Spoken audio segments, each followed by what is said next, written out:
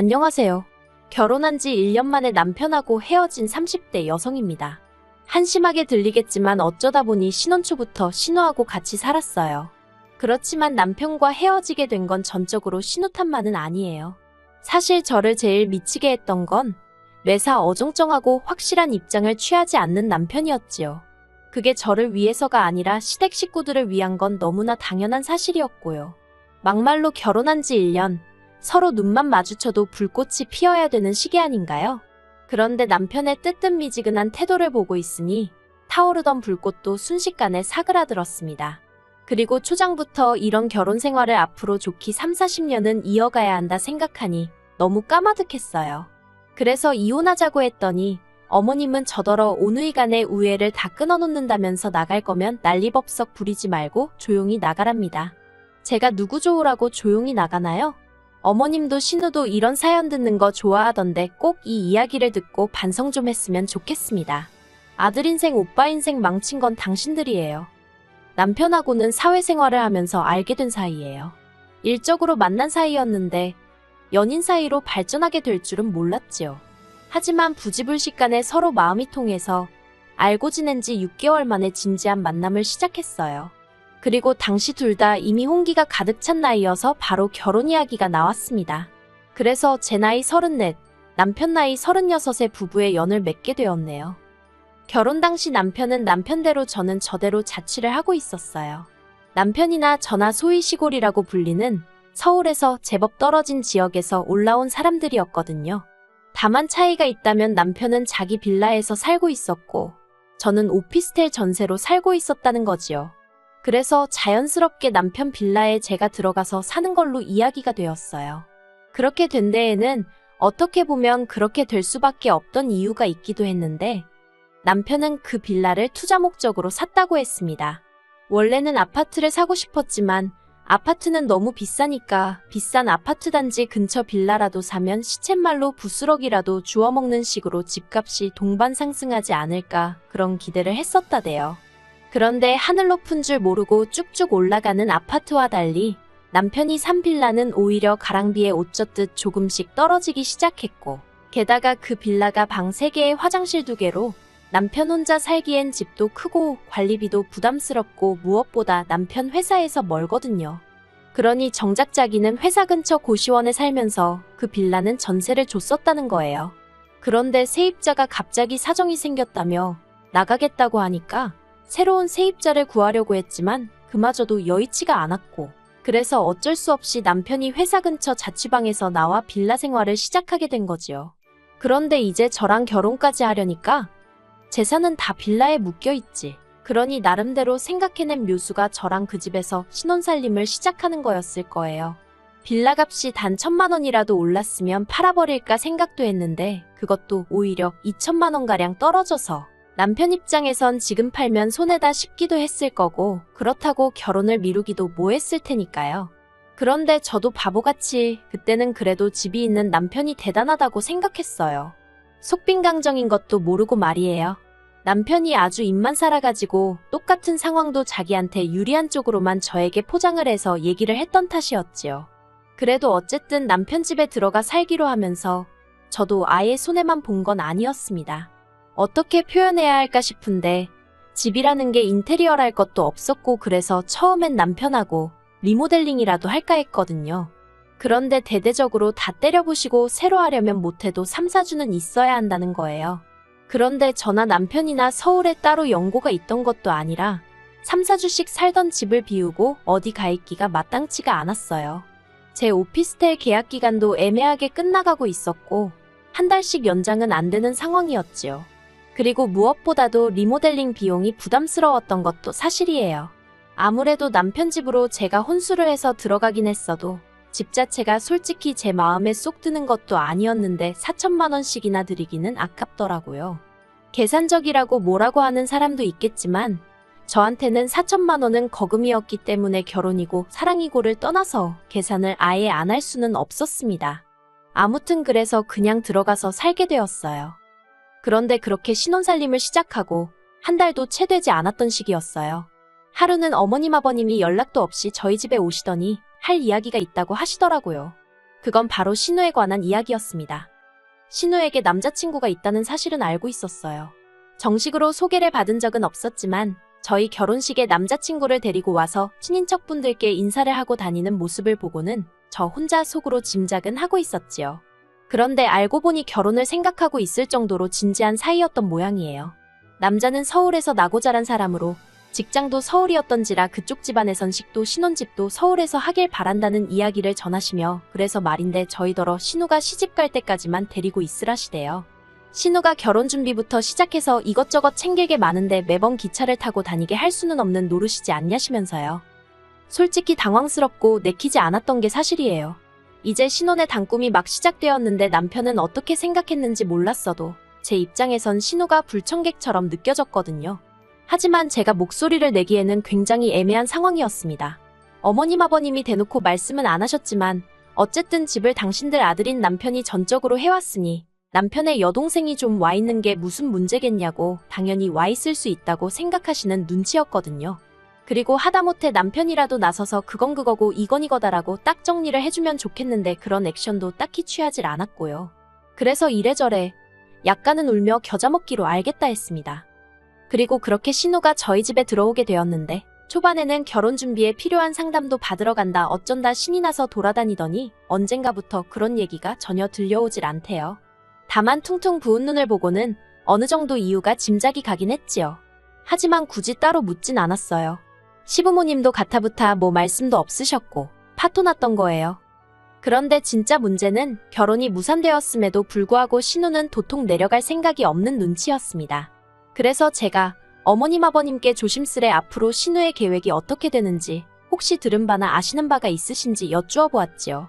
그랬더니 어머님이 속상해 죽겠다면서 구체적이진 않지만 선보고 결혼해서 빨리 나갈 거라고 조금만 참고 기다리라 하시더군요. 그런데 신우 나이가 33으로 솔직히 어린 것도 아니었어요.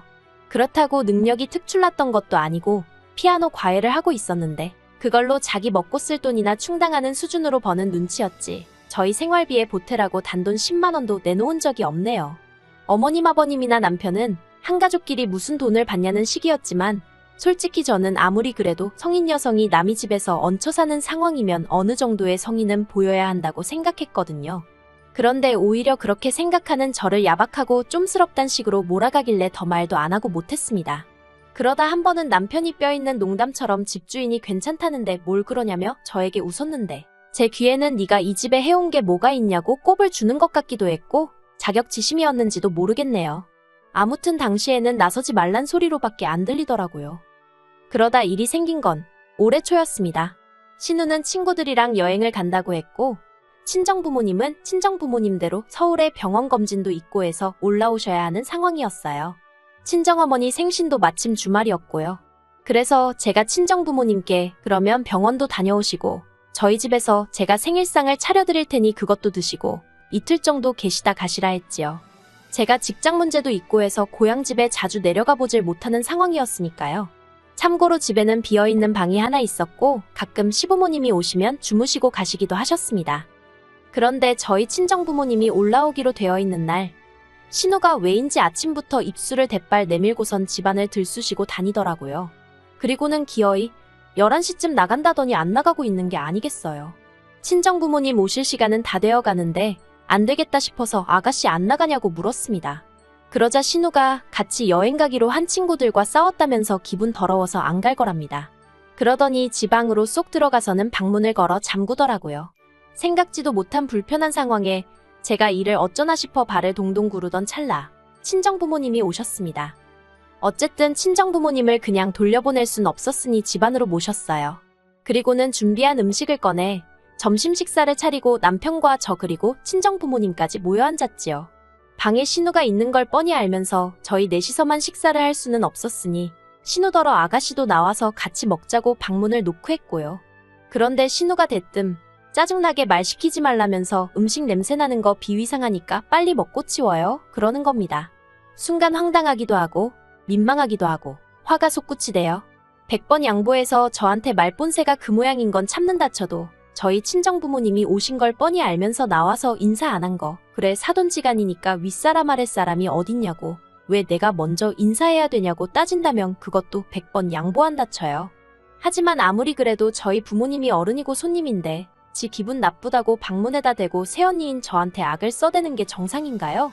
그러자 저희 친정어머니가 괜히 당신들이 와서는 사돈처녀가 편하게 쉬지도 못하게 되었는가 보다며 어찌나 민망해하시던지 너무 속이 상하는 거예요. 게다가 남편도 자기가 사위면 저희 부모님께 그런 게 아니다 라던가 하다못해지 여동생한테 말이라도 말 그따위로 하지 말라고 한마디는 해줘야 하잖아요. 그런데 어휴 날짜를 잘못 잡으셨어요. 저희 친정부모님께 날짜를 잘못 잡았답니다. 저희 친정어머니 생신인 걸 몰랐어도 문제고 아는데 그런 소리를 했다면 그것도 문제인 거지요. 아무튼 여러 가지로 기분 잡쳤고 친정부모님은 그냥 병원에 갔다가 고향집으로 내려가시겠다면서 일찍 자리를 뜨셨어요. 그렇게 친정부모님이 가시고 너무 속이 상해서 저도 모르게 눈물이 나오더군요. 그런데 그때 신우가 방에서 기어나오더니 갔어요? 그럽니다. 그리고는 나와서 냉장고를 열더니 저희 친정어머니가 제가 좋아하는 반찬 몇 가지를 해다 주셨거든요. 그걸 보고는 아, 같이 쓰는 냉장고에 냄새나게 이게 뭐냐며 갖다 버려요 그러대요. 정말 짜증이 나서 같이 쓰는 게 아니라 아가씨가 얹혀 쓰는 거니까 조용히 해요 하고 저도 한마디 쏘아붙였습니다. 그러자 신우가 언니 지금 뭐라고 했냐면서 오빠 가만히 있을 거야? 한마디 해야 될 거 아냐? 그리고는 갑자기 울더라니까요. 그리고 그걸로도 부족해 신우가 시부모님께 연락을 드려서는 앞뒤 얘기는 다 잘라먹고 제가 자기더러 얹혀 사는 주제에 조용히 쥐 죽은 듯 살라고 했다 뭐 말을 그렇게 전했더군요. 시부모님이 저더러 그게 사실이냐며 당연히 사실이 아니라고 말씀드렸지만 애시당초 들으실 생각이 없으시대요. 아무튼 아무리 그래도 그렇지 어떻게 그런 소리를 하냐면서 저에게 섭섭하다 서운하다. 그리고는 이내 하시는 말씀이 나는 너 빈몸으로 시집왔어도 별말 안 했다. 한 식구다 생각했으니까 흠이 좀 있으면 어떤가 그렇게 생각했답니다. 그런데 너는 왜 네 신우를 품어주질 못하냐면서 평생 같이 살라는 것도 아니고 신우 시집 갈 때만 데리고 있으라는 건데 하시며 온누이 정이라는 게 다 뭐냐고 너가 기어이 애들 사이를 끊어놓을 셈이냐고 별의별 소리를 다 들었어요. 그래서 제가 어머님 떨어 온누이 정이고 나발이고 이러다 부부간 정부터 상하게 생겼다 대꾸했습니다. 솔직히 신우랑 같이 살고 나니까 부부관계도 하기가 꺼려지고 원래는 저희 신혼 짧게 즐기고 바로 애 가지려고 했거든요. 둘 다 나이도 있었으니까요. 그런데 어머님은 옛날에는 3대가 모여 살아도 애들 5, 6씩 낳고 잘만 살았다면서 저더러 유난 떨지 말고 집안 시끄럽지 않게 조용히 좀 하라며 제 입장을 이해해 주실 생각은 전혀 없으셨고 무조건 제가 신우에게 사과라도 하길 바라시는 말투였어요. 남편도 별반 다르게 없었습니다. 기껏 한다는 말이 저 하나만 조금 참아주면 좋게 지나갈 시간이라나요. 그래서 결국 남편에게 유치한 질문이었지만 나랑 신우 중에 한 사람만 골라서 같이 살라 했습니다. 그런데 남편이 대답은 안 하고 저더러 너 이렇게 수준이 낮은 애였냐 어쩌냐 개소리나 해대더라고요. 신우가 헛소리를 할 때도 어머님이 말 같지 않은 소리를 할 때도 솔직히 웃기지도 않네 그러고 넘길 수 있었어요. 그런데 남편의 개소리만큼은 참아줄 수가 없어서 그래 수준도 안 맞는 사람들끼리 어떻게 사냐 헤어지자 했습니다. 그런데 남편이 저더러 그런 소리 할 거면 네 짐만 챙겨서 나가라대요. 그래서 저도 뒤도 안 돌아보고 제 짐 챙겨서 나왔지요. 솔직히 잡지 않는 남편이 야속하기도 했지만 후련한 마음이 더 컸던 것 같아요.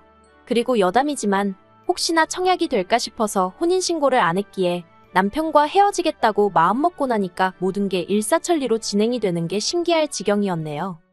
그리고 그렇게 다 끝났다고 생각했는데 그 집에서 나오고 한 달 좀 지났을 때였어요. 신우가 집에 남자를 데리고 들어왔더랍니다. 그래서 졸지에 남편 집에서 신우가 남자친구랑 동거를 시작했다며 남편이 하소연을 한답시고 저한테 전화를 해온 거예요. 그래놓고는 자기 여동생이 이렇게 개차반인 줄 몰랐다면서 저한테 자기가 다 잘못했다고 이번 한 번만 없던 일로 하고 들어와주면 안 되냐입니다. 제가 미쳤냐고 됐다고 그랬어요. 한번 네 잘난 여동생하고 그 비위 맞춰가면서 살아보라고요. 솔직히 신우가 저희랑 살면서 집 청소 한 번 한 적이 없고 설거지 한 번 지 손으로 한 적이 없는데 한 번을 미안해한 적이 없으면서 오히려 시부모님만 믿고 기고만장해 있었거든요. 그런데 신우 남자친구라는 작자는 이걸 다 알기는 아는지 아무튼 뭐하는 사람인지는 몰라도 그런 신우를 받아줄 수 있을지 모르겠네요. 솔직히 저는 금전적으로 손해를 본 건 없지만 남편과 연애까지 포함한 그 시간들을 생각하면 제 인생을 낭비한 것 같아 너무 속상하고 마음이 쓰립니다. 그래도 이렇게 인생을 배웠다 생각하고 더는 미련을 두지 않는 것이 좋겠지요. 친정부모님도 아무리 돈이 있으면 뭐하냐고, 사람 같지 않은 것과는 상종하지 않는 게 정신건강에 좋다며 차라리 잘 됐다고 그러세요. 그리고 저는 얼마 전 작은 아파트 하나를 샀습니다. 결혼 전 오피스텔 전세 계약이 끝나고 돌려받은 보증금에 친정부모님이 약간 도와주시고 대출도 좀 받아서 마련했어요. 남편이랑 살던 집에 비하면 사이즈는 작아도 아주 신식입니다. 그리고 불현듯 그놈의 집구석에 리모델링한다고 돈을 처바르지 않아서 다행이다 싶네요. 그 다 허물어지는 것 같은 빌라도 집이라고 의기양양하던 남편이나 시부모님을 생각하면 가소롭다고 해도 될까요? 아무튼 오늘 이후로 다시는 전 남편이나 그쪽 사람들에 대해서는 아예 생각도 하지 않을 거예요. 그리고 장담컨대 신우는 그 말본새 못 고치면 시집 못 갑니다. 어른이고 윗사람이고 모르는 아나무인에 능력이 있는 것도 아니면서 정신 좀 차리고 살았으면 좋겠네요.